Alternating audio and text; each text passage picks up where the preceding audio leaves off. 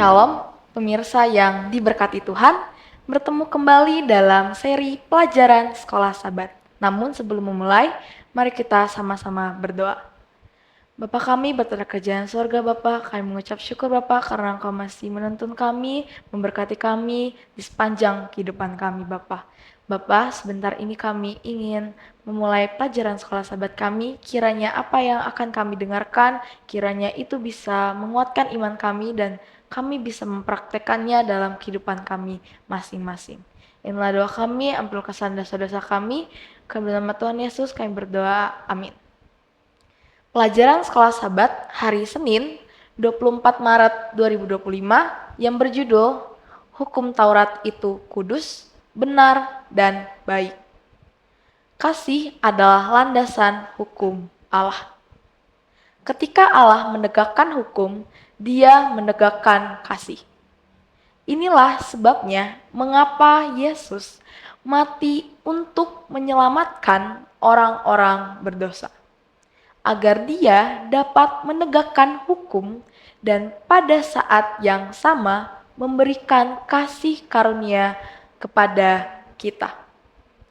Saudara-saudara, dengan demikian Dia bisa menjadi adil sekaligus membenarkan orang-orang yang percaya. Kita bisa lihat dalam Roma 3 ayat 25 dan yang 26.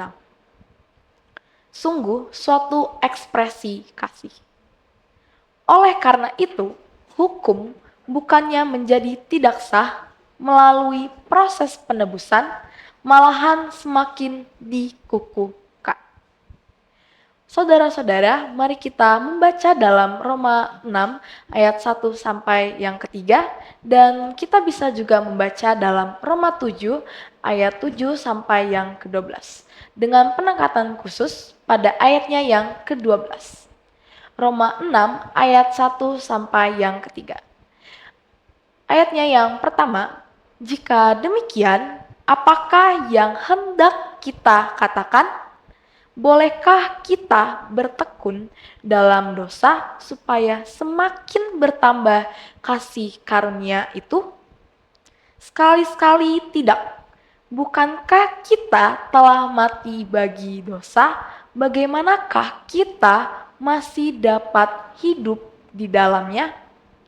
Atau tidak tahukah kamu bahwa kita semua yang telah dibaptis dalam Kristus telah dibaptis dalam kematiannya? Roma 7 ayat 7 dan sampai yang ke-12, ayat yang ke-7 berbunyi, jika demikian, apakah yang hendak kita katakan? Apakah hukum Taurat itu dosa? Sekali-sekali tidak. Sebaliknya, justru oleh hukum Tauratlah aku telah mengenal dosa. Karena aku juga tidak tahu apa itu keinginan, kalau hukum Taurat tidak mengatakan jangan mengingini. Tetapi dalam perintah itu, dosa mendapat kesempatan untuk membangkitkan di dalam diriku rupa-rupa keinginan, sebab tanpa hukum Taurat dosa mati. Dahulu aku hidup tanpa hukum Taurat, akan tetapi sesudah datang perintah itu, dosa mulai hidup, sebaliknya aku mati. Dan perintah yang seharusnya membawa kepada hidup, ternyata bagiku justru membawa kepada kematian. Sebab dalam perintah itu dosa mendapat kesempatan untuk menipu aku, dan oleh perintah itu ia membunuh aku. Jadi hukum Taurat adalah kudus, dan perintah itu juga adalah kudus, benar, dan baik.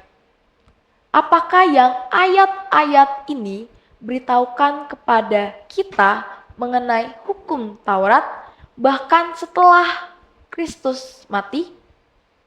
pada saat beberapa orang percaya bahwa kasih karunia dan penebusan membatalkan hukum Taurat, Paulus dengan jelas menyatakan bahwa kita tidak boleh terus-menerus berbuat dosa agar kasih karunia bertambah.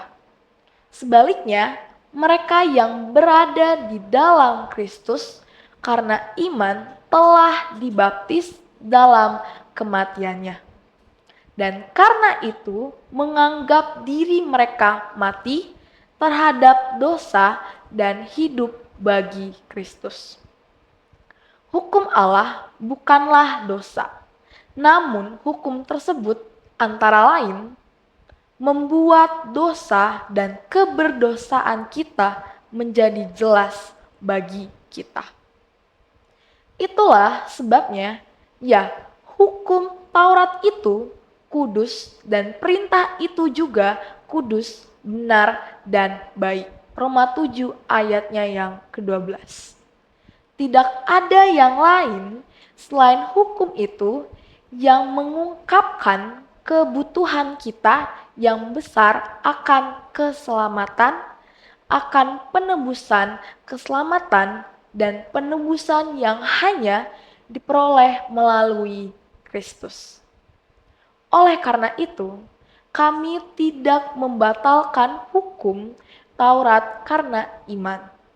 Tetapi sebaliknya, kami meneguhkannya. Di dalam Roma 3 ayatnya yang ke-31. Saudara-saudara, Kristus datang bukan untuk menghapuskan hukum, tetapi untuk menggenapi semua yang dijanjikan dalam hukum Taurat dan kitab para nabi.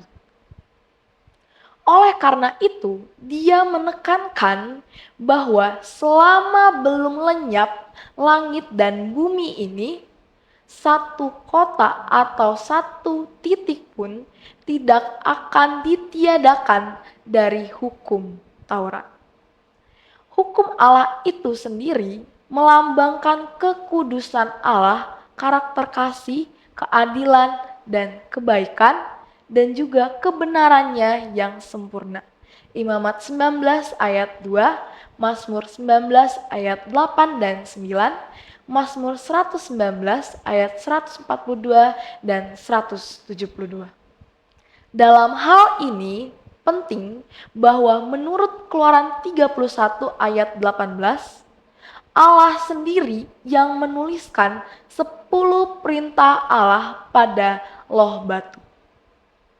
Tertulis di atas batu, hukum-hukum ini merupakan kesaksian akan karakter Allah yang tidak berubah dan pemerintahan moralnya yang didasarkan pada kasih, sebuah tema sentral dari pertentangan besar ini. Saudara-saudara, bagaimanakah hubungan antara hukum dan kasih ini membantu kita lebih memahami kata-kata Yesus? Jika kamu mengasihi aku, kamu akan menuruti segala perintahku. Terdapat dalam Yohanes 14 ayatnya yang ke-15. Tuhan memberkati. Mari kita sama-sama berdoa.